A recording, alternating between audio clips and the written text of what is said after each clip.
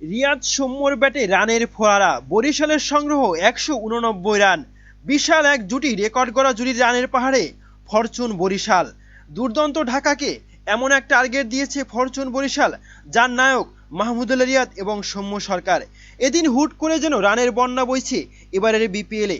এতদিনের রান খরার ক্ষতি সুদে আসলে মিটিয়ে দিয়ে রানের বন্যা বইয়ে দিচ্ছেন ব্যাটাররা।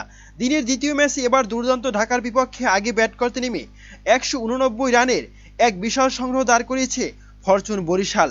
মিরপুরের শেরেবাংলা জাতীয় ক্রিকেট স্টেডিয়ামে টস জিতে আগে ব্যাট করার সিদ্ধান্ত নেয় ফরচুন বরিশাল। ব্যাটিংয়ে নেমে শুরুটা অত বেশি ভালোভাবে করতে পারেননি বরিশাল। দুই ওপেনার আহমেদ শেহজাদ এবং তামিম ইকবাল ফিরেছেন দ্রুত। ৮ বলে ১০ রান করে শেহজাদ, তামিম খেলেন ৪ বলে ৪ রানের ইনিংস। ৪-এ নেমে বেশিক্ষণ টেকেননি মুশফিকুর রহিমও। ৩ বলে ১ রান করে আউট হন তিনি। দলের মাত্র ১৯ রানের মধ্যেই ৩ উইকেট হারিয়ে চাপে পড়ে যায় ফরচুন বরিশাল। দলের এমন বিপদের মুহূর্তে যেন ত্রাতার ভূমিকা আবির্ভূত হলেন মাহমুদুল্লাহ রিয়াদ এবং সৌম্য সরকার।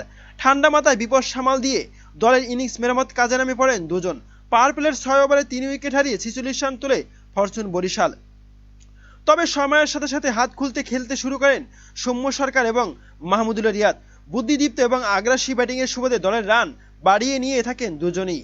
তার মারমুখী ব্যাটিংয়ের সামনে নাস্তানাবুদ হয়েছে ঢাকার বোলাররা।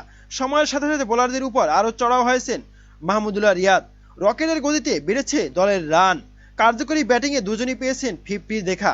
50 হাঁকিয়ে চলছে ব্যাটিং তাণ্ডব। ৪ ছক্কার ফুলঝুরি ছুটিয়ে বোর্ডের রান তুলতে থাকেন রিয়াদ এবং সৌম্য সরকার। তাদের সামনে অসহায় মনে হচ্ছিল ঢাকার বোলারদের। অবশেষে দলীয় ১৫৮ রানের মাথায় তাদের জুটি ভাঙতে সক্ষম হন ঢাকা। ৪৭ বলে ৭৩ রানের ঝলমলে এক ইনিংস খেলেছেন মাহমুদুল্লাহ রিয়াদ এবং এরপর বিদায় নেন।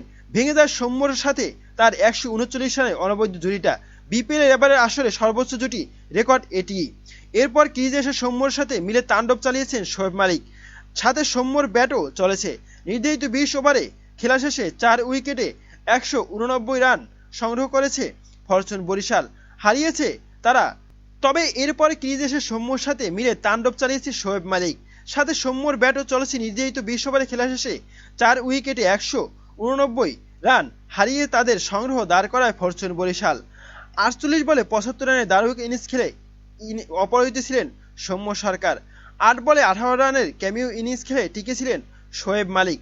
দুর্দান্ত ঢাকার হয়ে ২টি করে উইকেট শিকার করেন শরীফুল ইসলাম এবং তাসকিন আহমেদ।